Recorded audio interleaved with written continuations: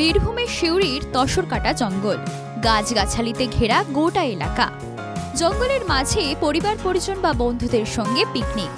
বছরের শেষ দিন সকলে মিলে হই হুল্লোড় করে জমিয়ে চলল খাওয়া দাওয়া।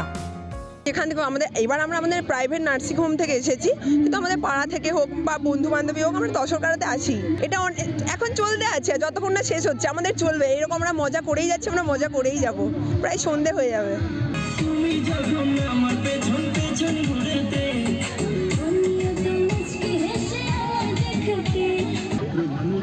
এসেছি বলতে আমাদের অফিসিয়াল পুরো হোল টিম এসছে, অ্যাডজাস্ট করে যতজনের আসা পসিবল হয়েছে আর কি, কারণ যেহেতু সবারই ডিউটিটা ম্যানেজ করতে হচ্ছে মেন, সেইটাই আর কি।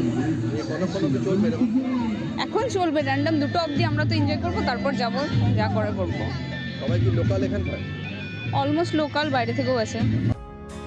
সকালের ব্রেকফাস্ট থেকে দুপুরের লাঞ্চ সবকিছুরই আয়োজন ছিল। তবে পিকনিকে ফটো সেশন হবে না তা কি হয়? সেলফি তুলতেও ব্যস্ত থাকতে দেখা যায় অনেককে। কেউ কেউ আবার জমি আড্ডা দিলেন।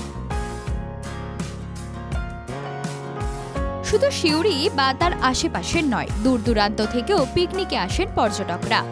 এভাবেই বছরের শেষ দিন সিউড়ির তসরকাটা জঙ্গলে চলে আনন্দ উদযাপন। বীরভূম থেকে শুভদীপ পালের রিপোর্ট, NKTV বাংলা।